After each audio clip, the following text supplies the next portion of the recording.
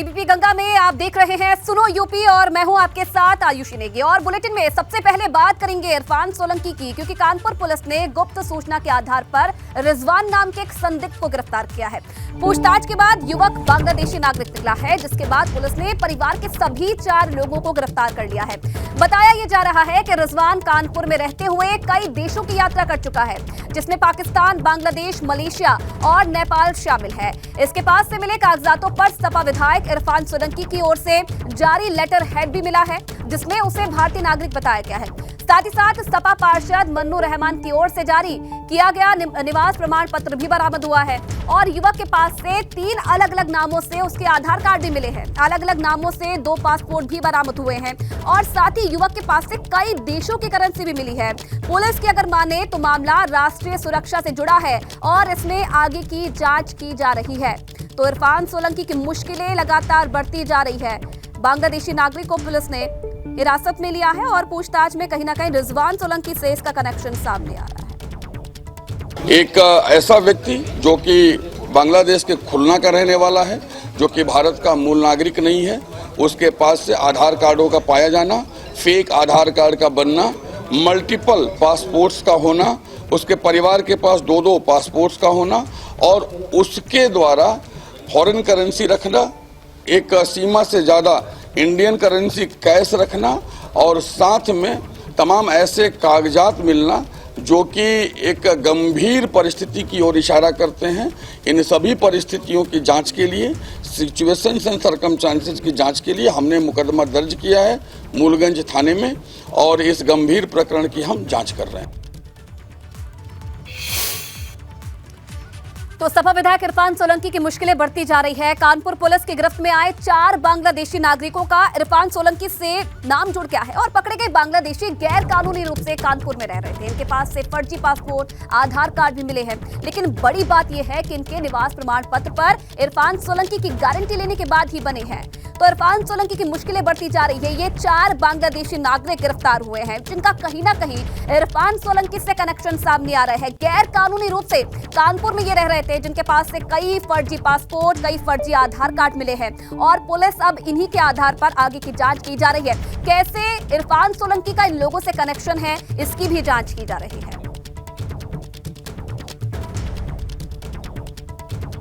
तो इरफान सोलंकी की मुश्किलें बढ़ती जा रही है। अब आपको बताते हैं कि इरफान सोलंकी पर आरोप क्या है, पॉइंट के जरिए आप समझिए। सपा विधायक इरफान सोलंकी पर नया आरोप लगा है, जिसमें बांग्लादेशियों को संरक्षण देने का उन पर आरोप है। 4 बांग्लादेशी कानपुर से गिरफ्तार हुए हैं और बताया यह जा रहा है कि गैर कानूनी ढंग से ये बांग्लादेशी कानपुर में रह रहे थे। 4 बांग्लादेशियों से फर्जी पासपोर्ट भी मिले हैं और बांग्लादेशियों से फर्जी आधार कार्ड भी बरामद हुए हैं। इधर इरफान सोलंकी पर सभी की गारंटी लेने का भी आरोप है। निवास प्रमाण पत्र के लिए गारंटी लेने का आरोप लगा है और इरफान पर कैरेक्टर सर्टिफिकेट देने का भी आरोप है। बांग्लादेशियों से भारतीय करेंसी भी बरामद हुई है। ये भी बता दें आपको कि 2016 से कानपुर में बांग्लादेशी रिजवान रह रहा था और पाकिस्तान की यात्रा भी रिजवान कर चुका है। पाकिस्तान के साथ साथ कई जो देश है उनकी यात्रा भी ये कर चुके हैं। तो इरफान के मामले में अब कई सवाल उठ रहे हैं। सवाल ये है कि इरफान ने प्रमाण पत्र किन वजहों से दिया था। दूसरा सवाल, इरफान से बांग्लादेश के नागरिक रिजवान का क्या कनेक्शन है, क्या संबंध है और बांग्लादेशी नागरिक ने कहां और किसके फर्जी आधार कार्ड बनवाए हैं। साथ ही साथ फर्जी जन्म प्रमाण पत्र देने वाले अस्पताल कौन कौन से थे। सपा विधायक और आरोपी के बीच क्या पैसों का लेन देन भी हुआ था, ये भी बड़ा सवाल है। और बांग्लादेशी परिवार कानपुर में रहकर क्या योजना बना रहा था, क्या बांग्लादेशी नागरिक जासूसी तो नहीं कर रहा था। ये वो तमाम बड़े सवाल हैं जिनका अब पुलिस जवाब ढूंढ रही है। इरफान सोलंकी का नाम सामने आया है, क्या कनेक्शन है। कानपुर से रतीश हमारे साथ जुड़े हैं, उनसे जान लेते हैं। रतीश, इरफान सोलंकी की मुश्किलें बढ़ती जा रही हैं। ये 4 बांग्लादेशी मिले हैं जिनका कहीं ना कहीं कनेक्शन अब इरफान सोलंकी से जुड़ता हुआ नजर आ रहा है। अभी तक की तफ्तीश में क्या कुछ सामने आया है पुलिस की जांच में?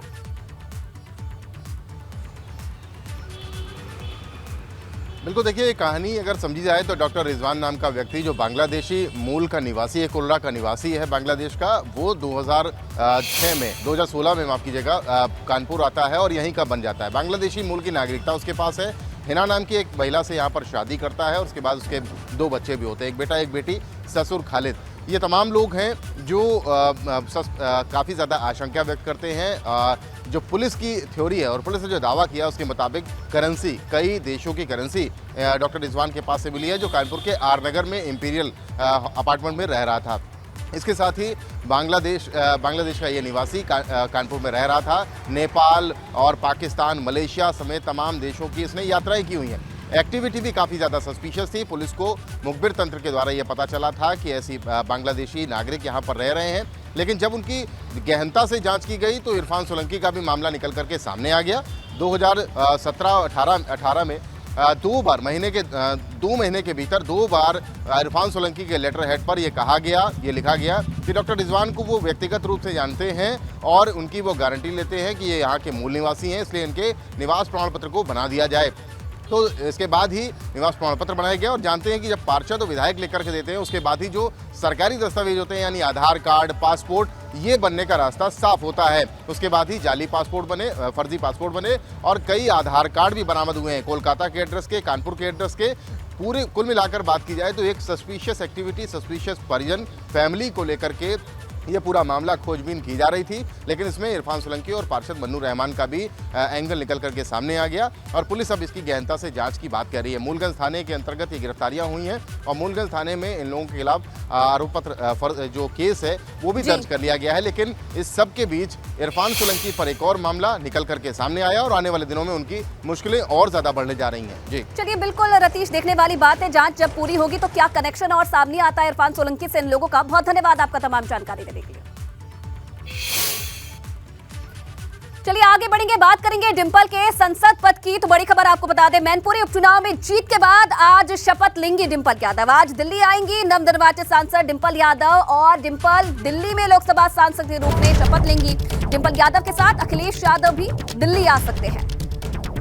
तो आज दिल्ली आएंगी नवनिर्वाचित सांसद डिंपल यादव। मैनपुरी उपचुनाव में बड़ी जीत हासिल करने के बाद आज शपथ लेंगी डिंपल यादव और दिल्ली में लोकसभा सांसद के रूप में आज डिंपल यादव शपथ लेंगे। और चलिए इस खबर पर और ज्यादा जानकारी देने के लिए अविनाश तिवारी इस वक्त दिल्ली से सीधा लाइव हमारे साथ जुड़ रहे हैं। आज शपथ लेंगे अविनाश डिंपल यादव, क्या तैयारी है और कौन पहले दिन आज डिंपल यादव के साथ मौजूद रहने वाला है? देखिए आयुषी, अगर बात करें तो डिंपल यादव जिस तरीके से अभी हाल ही में मैनपुरी लोकसभा के लिए उपचुनाव में विजय हासिल किए हैं, उसके बाद अगर बात करें तो आज दिल्ली पहुंच रही है। दिल्ली पहुंचकर वो सांसद पद की शपथ लेंगी। अगर बात करें तो 11 बजे की संसद की कार्रवाई शुरू होगी और उसके बाद फिर लोकसभा स्पीकर ओम बिरला उनको शपथ दिलवाएंगे। चूंकि अगर बात करें तो डिंपल यादव पहली बार मैनपुरी लोकसभा का प्रतिनिधित्व करने जा रही है। इसके पहले अगर बात करें तो 2012 में वो पहली बार सांसद बनी थी कन्नौज से और उसके बाद 2 बार वो कन्नौज से सांसद रही। 12 में चुनाव जीता, इसके बाद फिर 14 में चुनाव जीता और इसके बाद फिर अगर बात करें तो 19 में उनको चुनाव में हार का सामना करना पड़ा। और इसके बाद अगर बात करें तो मैनपुरी लोकसभा से उपचुनाव में वो विजय हासिल करके अब दिल्ली पहुंच रही हैं। यहाँ पे 11 बजे जब शीतकालीन सत्र जो कि संसद का चल रहा है, जैसे ही शुरुआत होगा आज शून्यकाल की, उसके ठीक पहले उनको शपथ दिलाई जाएगी स्पीकर ओम बिरला के द्वारा और इसके बाद फिर वो अपने सांसद के तौर पे जो कार्यकाल है उसकी शुरुआत करेंगे। चूंकि इस दौरान उनके साथ अखिलेश यादव मौजूद रह सकते हैं, ऐसी भी जानकारी आ रही है। डिंपल यादव दिल्ली पहुंच चुकी है, अखिलेश यादव की भी जानकारी मिल रही है कि वो दिल्ली पहुंच सकते हैं और डिंपल यादव के साथ संसद भवन जा सकते हैं, जहां पे अपनी पत्नी को शपथ लेते हुए देखेंगे वो। जी चलिए, धन्यवाद अविनाश तमाम जानकारी देने के लिए आपका। तो डिंपल यादव आज शपथ लेने वाली है जिसकी तैयारी हो चुकी है। चलिए आगे बढ़ेंगे, बात करेंगे निकाय चुनाव की। बड़ी खबर आपको बता दें, जल्द होगी निकाय चुनाव की तारीखों की घोषणा। 48 जिलों के वार्ड आरक्षण की फाइनल लिस्ट भी जारी हो सकती है। नगर विकास विभाग जारी कर सकता है लिस्ट और आरक्षण लिस्ट में इस बार बदलाव की संभावना कम जताई जा रही है। कल सीएम आवास पर निकाय चुनाव को लेकर बड़ी बैठक हुई थी। तो उपचुनाव के बाद अब इंतजार है निकाय चुनाव की तारीखों का और माना यह जा रहा है कि जल्द ही जो तारीख है उसकी घोषणा चुनाव आयोग की तरफ से की जा सकती है। और इसी के साथ साथ जो 48 जिले हैं उनकी वार्ड आरक्षण की फाइनल लिस्ट भी जल्द ही जारी हो सकती है और इस बार आरक्षण लिस्ट में बदलाव की संभावना भी कम है। नगर विकास विभाग की तरफ से लिस्ट आज जारी हो सकती है और लगातार देखिए सभी पार्टियां तैयारी में जुटी है। कल सीएम आवास पर निकाय चुनाव को लेकर बड़ी बैठक हुई थी, रणनीति बनाई गई थी कि कैसे निकाय चुनाव में जीत हासिल करनी है। अब तारीखों का इंतजार है और कहीं ना कहीं माना यह जा रहा है कि अब जल्द ही जो नगर निकाय चुनाव है उनकी तारीखों का ऐलान हो सकता है। आरक्षण लिस्ट भी जल्द जारी हो सकती है। जो 48 जिले बचे हैं उनकी वार्ड आरक्षण लिस्ट को भी जारी किया जा सकता है और इस लिस्ट में इस बार बदलाव की संभावना कम मानी जा रही है। और कल सीएम आवास पर एक बड़ी बैठक हुई थी निकाय चुनाव को लेकर, जिसमें दोनों डिप्टी सीएम भी मौजूद रहे, मंत्री भी मौजूद रहे, पार्टी के पदाधिकारी भी मौजूद रहे और आगे की रणनीति बनाई गई कि कैसे निकाय चुनाव को लेकर अब तैयारियों में जुटना है, कैसे प्रचार प्रसार करना है, क्योंकि 2024 का सेमीफाइनल नगर निकाय चुनाव को माना जा रहा है और इसलिए सभी पार्टियां अपनी तैयारियों में जुटी हुई है।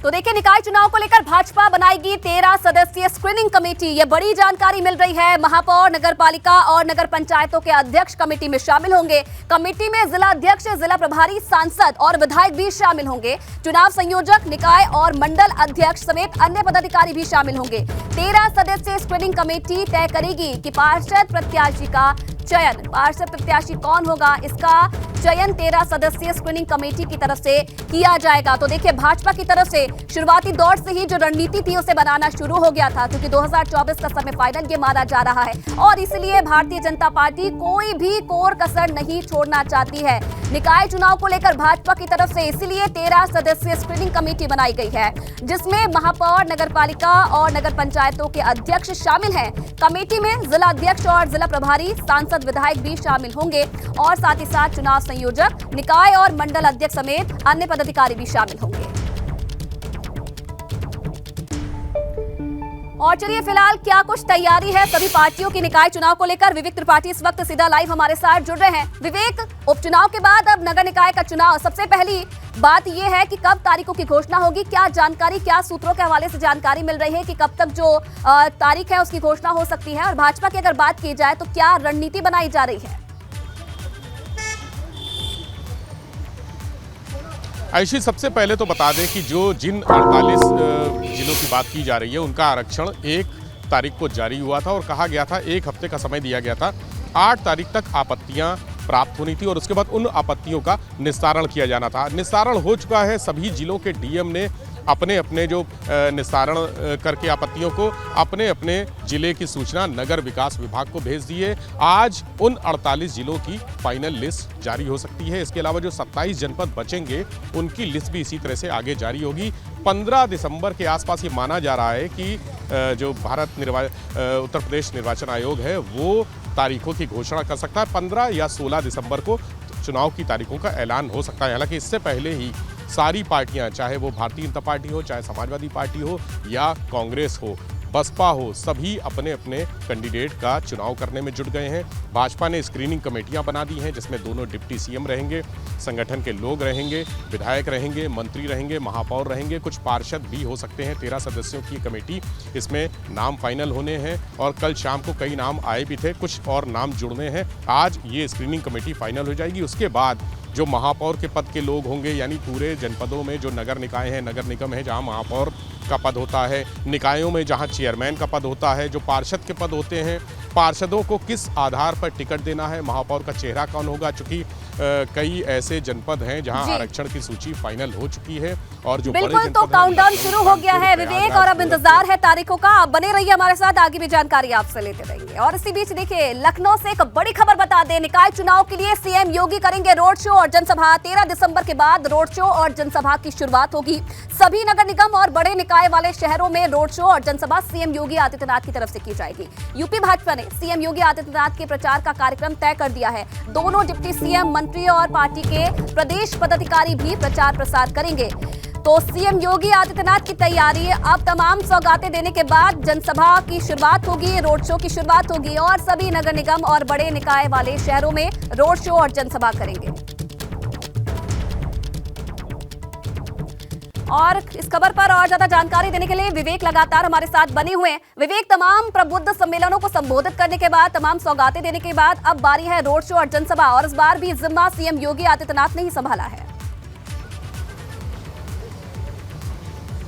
बिल्कुल, सारे चुनाव की कमान उन्होंने संभाली है आयुषी, और इस बार भी निकाय चुनाव की कमान भी वही संभालेंगे। ये तय हो गया है। 13 तारीख को मथुरा में प्रबुद्ध सम्मेलन होगा और उसके बाद मुख्यमंत्री योगी आदित्यनाथ, ये माना जा रहा है कि 15 या 16 तक चुनाव की तारीखों का ऐलान भी हो जाएगा। उसके बाद जो कार्यक्रम तैयार हुआ है, संगठन ने जो कार्यक्रम तैयार किया है, उसमें योगी आदित्यनाथ सबसे स्टार प्रचारक होंगे और ऐसा पहली बार शायद हो रहा है कि निकाय चुनाव में जो प्रतिनिधि हैं, जो दावेदार हैं, उनके लिए जिनको टिकट दिया जाएगा, चूंकि इस बार सिंबल पर लड़ा जाएगा चुनाव, भारतीय जनता पार्टी, समाजवादी पार्टी सभी अपने सिंबल पर चुनाव लड़ेंगे।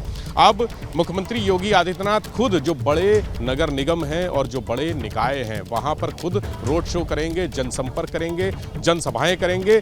टीमें बनाई गई हैं मुख्यमंत्री योगी आदित्यनाथ, जहां बड़े बड़े शहरों, लखनऊ में कर सकते हैं, कानपुर में चूंकि बड़ा नगर निगम है, प्रदेश का सबसे बड़ा नगर निगम कहा जाता है कानपुर, प्रयागराज, वाराणसी, गोरखपुर, आगरा, इन जो बड़े नगर निगम हैं वहां पर मुख्यमंत्री खुद सारे प्रचार की कमान संभालेंगे, जनसभाएं करेंगे। और बाकी जहां पर जो छोटे निकाय हैं या नगर निगम हैं वहां पर दोनों चलिए, तो ये कहीं ना कहीं भाजपा की तैयारी थी। विवेक, अब विपक्षी पार्टियां कैसे तैयारी कर रही है, इसी से जुड़ी हुई एक बड़ी जानकारी अपने दर्शकों को बता दें तो निकाय चुनाव की रणनीति बनाने में शिवपाल यादव भी जुटे हुए हैं और आज भी कैंप कार्यालय शिवपाल यादव जाएंगे, कार्यकर्ताओं और समर्थकों से मुलाकात करेंगे। निकाय चुनाव को लेकर समर्थकों से चर्चा करेंगे शिवपाल यादव, साथ ही साथ आवेदनकर्ताओं से भी शिवपाल यादव मुलाकात करेंगे। ये बड़ी जानकारी मिल रही है। तो भाजपा के साथ साथ अब देखिए सपा की क्या तैयारी है निकाय चुनाव को लेकर, ये आपको बता दें। आज भी कैंप कार्यालय जाएंगे शिवपाल यादव और यहाँ पर जो पार्टी कार्यकर्ता हैं, समर्थक हैं, उनसे मुलाकात करेंगे। आने वाले समय में निकाय चुनाव होने हैं, इसे लेकर समर्थकों के साथ चर्चा करेंगे, जीत का मंत्र देंगे। आवेदनकर्ताओं से भी शिवपाल यादव मुलाकात करेंगे। और विवेक लगातार हमारे साथ बने हुए। विवेक, भाजपा की बात हम कर रहे थे, लेकिन सपा की तरफ से भी तैयारियां शुरू कर दी गई है और चाणक्य के रूप में शिवपाल यादव इस बार नजर आएंगे निकाय चुनाव की रणनीति बनाते हुए। आयुषी, सपा के लिए और प्रसपा के लिए, यानी प्रसपा विलय हो चुका है सपा में, और शिवपाल सिंह यादव के लिए चुनौतियां भी हैं। तैयारियां अगर वो कर रहे हैं तो बहुत सारी चुनौतियां हैं सामने, क्योंकि अभी तक प्रसपा अपनी तरफ से चुनाव लड़ने की तैयारी कर रही थी और बहुत सारे प्रसपा के दावेदार थे जो नगर निकाय चुनाव में महापौर के लिए और नगर निगम के जो महापौर पद होता है उसके लिए और नगर निकाय के चेयरमैन पद के लिए, पार्षदों के लिए बहुत सारे दावेदार लाइन में लगे हुए थे कि चुनाव के बाद, उपचुनाव के बाद एक बार प्रसपा को फिर से झंडा बुलंद किया जाएगा, चुनाव लड़ा जाएगा। लेकिन उनके सारे दावों पर पानी फिर गया, क्योंकि प्रसपा का विलय हो गया है समाजवादी पार्टी में। अब शिवपाल सिंह यादव के सामने सबसे बड़ी चुनौती ये है कि जो दावेदार थे उनको कैसे एडजस्ट किया जाएगा समाजवादी पार्टी में। ये चर्चाएं आम हो गई हैं और प्रसपा का जो पुराना कार्यालय था पूर्व में, वहाँ पर आज शिवपाल सिंह यादव फिर से जाएंगे, अपने लोगों से मिलेंगे और आक्रोश भी है, गुस्सा भी है लोगों में कि अगर उनको टिकट नहीं मिला तो क्या समाजवादी पार्टी से उनको टिकट दिया जाएगा। ये बहुत सारे ऐसे दावेदार हैं जो इसको लेकर लगातार, कल भी आए थे बहुत सारे लोग, आज भी बहुत सारे लोग आएंगे जो शिवपाल सिंह यादव पर दबाव बनाने की कोशिश करेंगे कि अगर प्रसपा का विलय हो गया है समाजवादी पार्टी में तो उनको टिकट समाजवादी पार्टी से दिलाया जाए। पिछली बार विधानसभा चुनाव में भी यही हुआ था। शिवपाल सिंह यादव ने 32-33 टिकट मांगे थे, लेकिन उनको सिर्फ एक टिकट मिला था जो उनके खुद के लिए था। विधानसभा चुनाव की ये स्थिति अब दोबारा निकाय चुनाव में ना होने पाए, इसकी कोशिश रहेगी। शिवपाल सिंह यादव आज कुछ देर बाद पहुंचेंगे अपने प्रसपा के कार्यालय, जो पुराना कार्यालय था वहां पहुंचेंगे, वहां कार्यकर्ताओं से मुलाकात करेंगे और ये एक जो सर्वमान्य हल है वो निकालने की कोशिश करेंगे कि आखिर क्या हल हो सकता है, अपने जो लोग हैं उनको कैसे संतुष्ट किया जा सकता है, उनमें नाराजगी कैसे हो सकती है। इन सारी बातों के बाद अखिलेश यादव जब आएंगे लौटकर दिल्ली से, डिंपल के शपथ ग्रहण के बाद लौट के आएंगे, तब ये चर्चा होगी कि निकाय चुनाव कैसे लड़ा जाएगा। रणनीति बनानी और जो सारी चुनौतियां आप बता रहे हैं उन पर भी खरा उतरना है। देखने वाली बातें कैसे सामना करते हैं शिवपाल यादव। बहुत धन्यवाद आपका तमाम जानकारी देने के लिए। बड़ी खबर आपको बता दें, प्रयागराज से एआईएमआईएम से नाता तोड़ने की तैयारी में है अतीक और उसका परिवार। ओवैसी की पार्टी को छोड़कर अब बसपा में शामिल होगा अतीक का परिवार। अतीक की पत्नी शाइस्ता परवीन और परिवार के दूसरे सदस्य शामिल हो सकते हैं। शाइस्ता परवीन बसपा की टिकट पर प्रयागराज में मेयर का चुनाव भी लड़ेंगी। लखनऊ में वरिष्ठ नेताओं के बीच बसपा की सदस्यता लेंगी शाइस्ता परवीन। ये बड़ी जानकारी मिल रही है। तो निकाय चुनाव से पहले ये बड़ा झटका लग सकता है एआईएमआईएम को। और मोहम्मद मोइन इस खबर पर और ज्यादा जानकारी के लिए हमारे साथ जुड़ रहे हैं। मोइन, एक तरफ तो एआईएमआईएम निकाय चुनाव की तैयारी में जुटी हुई है, तो दूसरी तरफ ये बड़ा झटका लगने वाला है। माना जा रहा है अतीक का परिवार बसपा में शामिल होगा।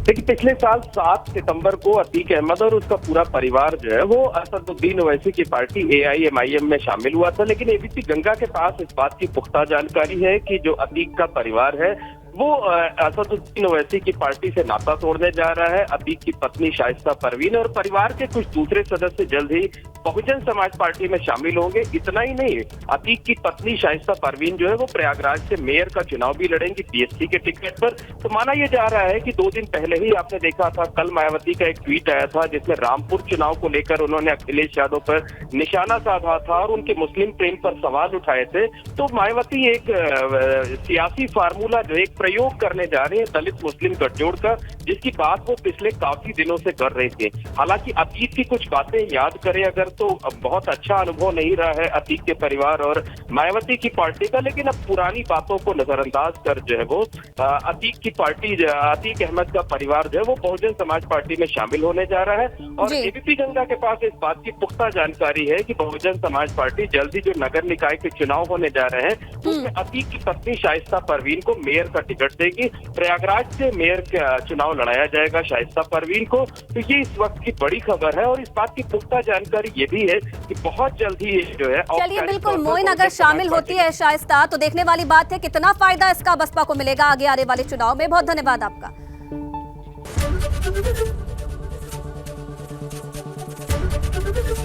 एबीपी गंगा, खबर आपकी, जुबान आपकी।